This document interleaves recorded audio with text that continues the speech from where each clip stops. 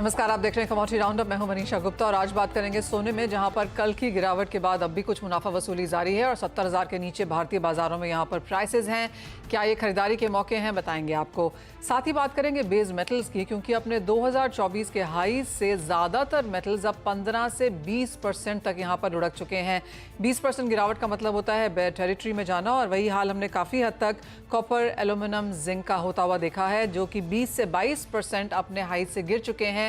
चांदी की अगर बात की जाए तो 16% ये लुढ़क चुकी है अपने 2024 के हाई से।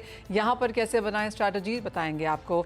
साथ ही बात करेंगे यहाँ पर चावल में, जहाँ पर एक्सपोर्ट बैन पर काफ़ी हद तक कॉन्वर्सेशन चल रही है। यहाँ पर क्या है डिटेल्स, इस पर करेंगे चर्चा। साथ ही साथ बात करेंगे पाम तेल की, जहाँ पर भाव अब 6 महीने के लोज पर लुढ़क चुके हैं। इन सब पर बात करने के लिए हमारे साथ हैं आम्रपाली गुजरात के CEO चिराग ठक्कर, रोकड़े ज्वेलर्स के MD राजेश रोकड़े, मोतीलाल ओसवाल के head of commodities Kishore Narne, and break के बाद हमारे साथ होंगे SD Guthrie के COO संदीप भान। शुरुआत लेकिन सबसे पहले यहाँ पर सोने के साथ कर लेते हैं, क्योंकि खासी मुनाफा वसूली यहाँ पर देखने को मिली है। एक समय पर हमने प्राइसेस $2400 के नीचे भी जाते हुए देखे थे। 2470 आपको याद दिला दें कि ऑल टाइम हाईज है, और आप देख सकते हैं 2400 के आसपास के स्तर फिलहाल यहाँ पर बने हुए। राजेश जी नमस्कार, सबसे पहले आपसे प्राइस व्यू लेना चाहेंगे, और दूसरी बात ये कि फेस्टिवल सीजन अब शुरू हो चुका है, करंट लेवल्स पे किस तरह की खरीदारी आप देख रहे हैं?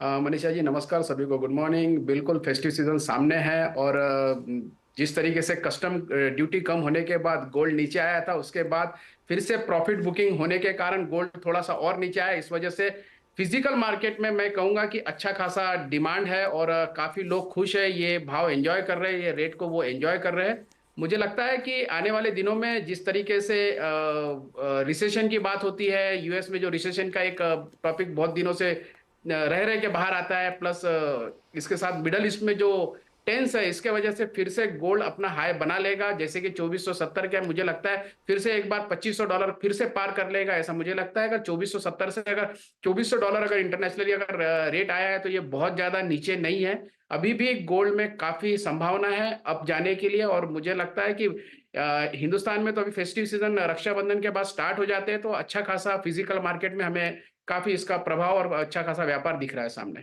ऑलराइट, और वो बात करते करते 2400 के नीचे फिर से सोना यहाँ पर लुढ़कता हुआ नजर आ रहा है। किशोर, आप कैसे देखते हैं गोल्ड प्राइसेस को? जिस तरह से ये 24 के आसपास घूम रहा है पिछले 2 दिनों से, कितना डाउनसाइड रिस्क अभी भी यहाँ पर है प्राइसेस में?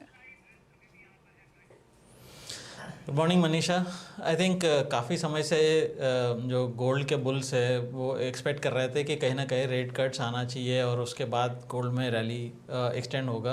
तो वाकई वो जो मोमेंट है वो आ रहा है कि रेट कट्स इंटेंसिफाई हो सकता है। इसका जो शुरुआत होगा, नंबर 1, नंबर 2 कि जो एक्सपेक्टेशन से ज़्यादा रेट कट्स एंटिसिपेट कर रहे हैं मार्केट अभी। एंड इस समय में I think broader market sell off is basically थोड़ा सा वरीसम है, बट मुझे नहीं लगता है कि उसका अवसर ज़्यादा से ज़्यादा गोल्ड सिल्वर पे रहेगा। प्रॉब्ली अगेन जैसा कल जो हुआ था कि थोड़ा नीजर रिएक्शन में आपको गोल्ड भी करेक्शन देखने के लिए मिला था गोल्ड में भी, but I think eventually markets will go up, specially gold. अगर सीरियसली अगर यूएस रिसेशनरी फियर्स अगर मतलब ट्रू है, एंड अगर 50 बेसिस पॉइंट्स का अगर रेट कट का अगर एंटिसिपेशन रियलाइजेशन में बदल जाता है, तो प्रॉब्ली अगेन 2600-2650 तक अपसाइड जगह है। सो मेरे हिसाब से any dip in gold is still a buying opportunity even at current levels. अगर थोड़ा बहुत नीचे आ जाता है 69,000 69,100 के आसपास भी शॉर्ट टर्म के लिए, मीडियम टर्म अगर बायर से 68,500 68,700 का जो लेवल्स अगर दिखता है तो वहाँ पे बाइंग करना चाहिए।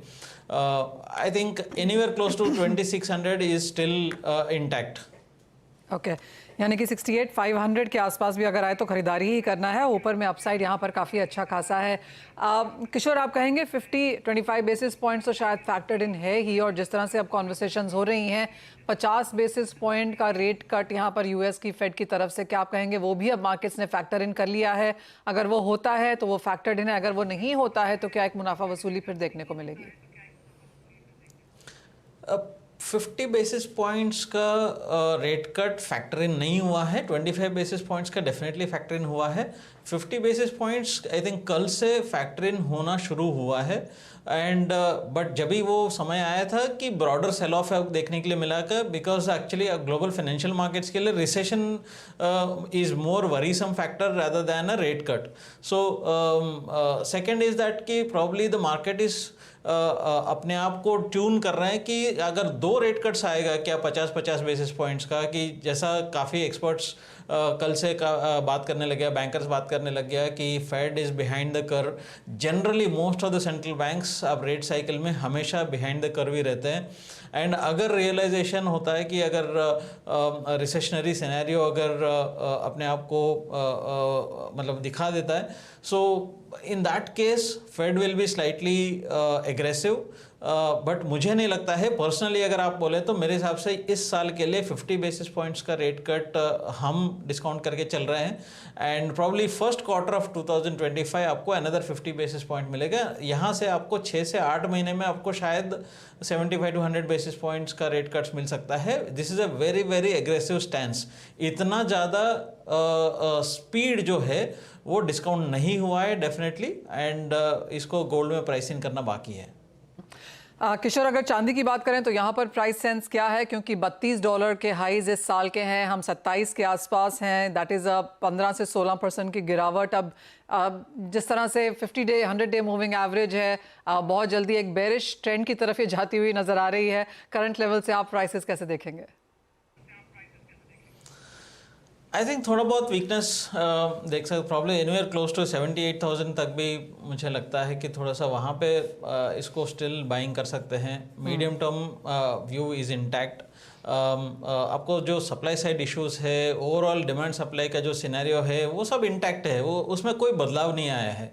आपको जो हालांकि इंडियन मार्केट्स में जो करेक्शन में थोड़ा बहुत जो गवर्नमेंट का जो ड्यूटी कट का भी हाथ है, तो मेरे हिसाब से यहाँ पे सारे चीज़ फैक्टरिंग हो चुका है. बट अंडरलाइंग फंडामेंटल अभी भी बरकरार है.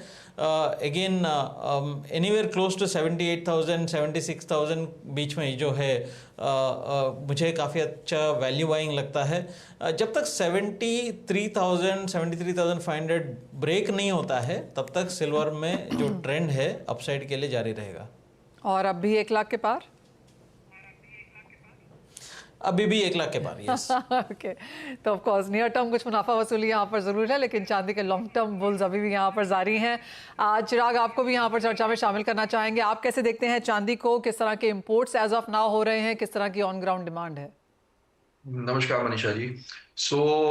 जैसे ड्यूटी कट का जो सबसे बड़ा मूव था ये महीने के मार्केट का बजट में जो आया, so it is a welcome move. And there is a huge physical demand in the market.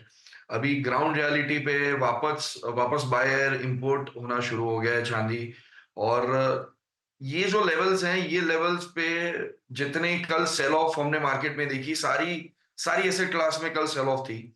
तो वो सेल ऑफ में now this is a very good buying opportunity on the silver side. Eight the same time 78,000 का जो लो जो कल एक बार बना के वापस आ गया, ऐसा अभी भी दिखता है कि अगर वहां पे ज्यादा दबाव आया तो 78,000 टूट सकता है.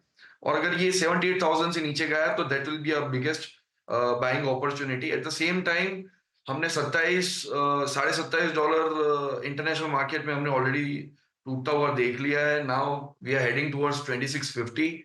एंड अगर 2650 टूटता है तो we can see as low as 25 half तक मार्केट एक बार आ सकता है. But I see that is a pure buying opportunity. I don't see market going below $25. Imports के नंबर्स कैसे हैं? जुलाई कैसा रहा? और ऑन ग्राउंड डिमांड क्या पिकअप हो रही है because of price decline? There is a huge demand. जैसे मैंने आपको बताया, physical demand has come back into the market. Now we have people coming from the jewelry sector, from the artifact sector, from the industrial sector to cover their prices at these levels. ये levels हमने काफी time से नहीं देखे हैं. और जैसे 85,000, 82,000, 87,000 के आसपास जब मार्केट घूम रही थी, तभी भी मार्केट में डिमांड इतनी फिजिकल मार्केट की नहीं थी. बट नाउ रिटेल मार्केट है, participation is back on the ground. और आगे के फेस्टिव सीजन्स भी लगातार आ रही है। We are at a great monsoon season. जी। आई एम श्योर अर्बन जो फार्मा मार्केट है वहां से भी बहुत सारी चांदी की डिमांड आएगी। ऑल राइट, तो अर्बन रूरल दोनों की तरफ से मार्केट की डिमांड आने की एक्सपेक्टेशन है। राजेश जी, ये सवाल आपसे है, किस तरह की डिमांड पिछले साल के एक्सपेक्टेशन में आप इस साल देखना का फोरकास्ट कर रहे हैं? बिल्कुल, जैसी बातें निकली है कि 1 लाख सिल्वर क्रॉस कर सकता है, तब से काफी डिमांड बढ़ गई है फिजिकल मार्केट में। अभी वैसे भी रक्षाबंधन का त्योहार इस समय में काफी चांदी की चीजें ज्यादा बिकती है, क्योंकि फेस्टिव सीजन होने के कारण बर्तन जिसे यूटेंसिल्स कहते हैं, या फिर पायल है, ये इस टाइप की चीजें, या एंकलेट, ऐसी बहुत सारी, इवन जेंजीज में भी इसको ज्यादा पसंद किया जा रहा है। तो ये फिजिकल मार्केट में काफी अच्छा डिमांड हमारा देखने को हमको मिल रहा है। और रेट में भी नो डाउट, अभी तो मुझे सिल्वर में तो ऐसा लग रहा है कि काफी इट इज, अगर कंपेयर टू अगर मैं गोल्ड को देखता हूं तो गोल्ड ने तो अपने सभी रिकॉर्ड तोड़ दिया, लेकिन सिल्वर ने अभी भी अपने रिकॉर्ड तोड़े नहीं है। इसलिए इंटरनेशनल मार्केट में भी अभी $40 के ऊपर तक के सिल्वर जा सकती है। इसलिए मेरे सहयोगी पैनलिस्ट ने जैसा कहा कि 1 लाख अभी भी, तो मुझे भी ये लगता है कि सिल्वर में बहुत ज्यादा बढ़ोतरी रेट में देखने मिल सकती है। ऑल राइट, तो वो सोने चांदी का बुल पैनल है यहाँ पर। ऑफ कोर्स नीचे में खरीदारी के मौके आपको ढूंढने होंगे, लेकिन on ground physical demand, festival season यहाँ पर आ चुका है, तो उसका पूरा सपोर्ट है और प्राइसेस अभी भी यहाँ पर इन द बुल रन है लॉन्ग टर्म के लिहाज से। तो खरीदारी के मौके आप यहाँ पर अभी भी ढूंढ सकते हैं। लेकिन इसी के से एक ब्रेक के लिए रुकना होगा। बहुत शुक्रिया राजेश जी, चिराग आपका साथ जोड़ने के लिए। किशोर, आपसे भी इजाजत लेंगे। ब्रेक के बाद हम यहाँ पर बात करेंगे एग्री कमोडिटीज की। गुथरी के सीओओ संदीप भान है। संदीप नमस्कार। और पाम ऑयल प्राइसेस में अभी भी अच्छी खासी उठापटक है, लेकिन 6 मंथ लोज 3800 के नीचे के प्राइसेस अब आप कैसे देखते हैं और यहाँ से क्या सेंस है? देखिए, अभी जो सेल ऑफ हुआ था ब्रॉडर इक्विटीज मार्केट का, उसका इम्पैक्ट पाम ऑयल पे भी आ गया था। And besides that we also had a very strong ringgit upside against dollar from a 4.67 to just 4.4 yesterday it touch. So उसका भी बड़ा सिग्निफिकेंट इम्पैक्ट आ गया था प्राइसेस पे। But that impact was only on the ringgit denominated prices. US dollar denominated prices पे prices remain at the same level. अभी अगर देखिए अपन पिछले कुछ दिनों से जितनी भी डाउनसाइड आ गई है in terms of CNF prices to India and in terms of dollar price आज वहीं पे है. Okay. If a few days back we were at 990 when ringgit was 4.67, आज भी it is calling 990. So in terms of dollar prices, it is still at the same level what it was week 10 days back. But in terms of ringgit prices, yes, the impact of stronger ringgit and broader equity sell-off has put a pressure on the palm oil prices. जी संदीप, जिस तरह के Indian market के imports हैं काफ़ी on the higher side रहे हैं। 1 year highs पर हमने इंपोर्ट्स यहाँ पर आते हुए देखे हैं। ऑफ कोर्स आगे फेस्टिवल सीजन भी है। किस तरह से आप इंडियन इंपोर्ट नंबर्स देखते हैं? अब जो आने वाला एक क्वार्टर है, सितंबर ऑनवर्ड्स जो फेस्टिवल शुरू हो जाते हैं, किस तरह का नंबर्स आप एस्टिमेट कर रहे हैं? देखिए, अभी जब पाम ऑयल बीच में क्लोज टू $100 डिस्काउंट हो गया था सोयाबीन ऑयल के सामने, उसके चलते बड़ी इंडिया की एग्रेसिव डिमांड पाम में आई थी, and that's what was one of the key reasons of huge imports into India. अभी वो वापस has come to at par और मार्जिनल डिस्काउंट ऑफ $5 to $10। इस समय Indian buyer is in a bit of उनको एक तरह से पाम लेना है और दूसरी तरफ से they are still trying to figure out क्या ये स्प्रेड जो वर्चुअली एट पार है क्या ये सस्टेन कर पाएगा। But markets are looking forward to Indian demand in a big way to meet the festival period. और कितना इजाफा देखते हैं फिर आप डिमांड में आता हुआ आगे जाके, परसेंटेज टर्म्स में अगर बात करें तो? देखिए, we at this moment key is that it maintains the record imports that we saw in last few months. Okay, तो आपको लगता है कि रिकॉर्ड इंपोर्ट्स नंबर्स जो इंडिया ने यहाँ पर पिछले कुछ महीनों में बनाए हैं आगे भी लगातार बनते हुए नजर आएंगे? That will depend a lot upon क्या palm oil और ये सोयाबीन ऑयल का स्प्रेड कितना रहेगा. If it remains at the current price of at par, then we might see a bit of a slowdown in Indian buying. Sandeep, जिस तरह से Indian markets में भी हमने यहाँ पर पाम तेल में जो प्लांटेशन है वो आते हुए देखी हैं, जो लेटेस्ट नंबर्स हैं वो बताते हैं कि 4 lakh ton as of now यहाँ पर इंडिया प्रोड्यूस कर रहा है। Of course for next 10 year 2032 तक के जिस तरह के लक्ष्य हैं, जो नंबर्स हैं, एंड ऑफ कोर्स एसडी गुथरी यहाँ पर काफ़ी क्लोजली वर्क करता है इंडियन मार्केट्स के साथ। कैसे देखते हैं आप ये प्लांटेशन नंबर्स, जिस तरह की ग्रोथ यहाँ पर होती हुई नजर आई है? देखिए, we want to see the plantation industry growing in India. We are a big time supporter of that industry. I would be happy to see it growing. In terms of demand, India is on a path of huge demand. It's only going to grow. और आपको नहीं लगता वो Indian production से पूरा हो पाएगा? Of course वो नंबर्स काफ़ी ह्यूज है वहाँ पर, लेकिन जैसे आपने कहा कि जिस तरह का सेल ऑफ हमने इंटरनेशनल मार्केट्स में आता हुआ देखा, उसका असर एडिबल ऑयल्स पे भी था, नॉट जस्ट पाम पे, बट हमने कनोला, सोय, रेप, इंटरनेशनल मार्केट्स में सारे ही एडिबल ऑयल प्राइसेस में गिरावट आते हुए देखी। जैसे आपने कहा पाम में कुछ स्थिरता आई है, क्या वही चीज़ हमने बाकी एडिबल ऑयल में भी आते हुए देखी है?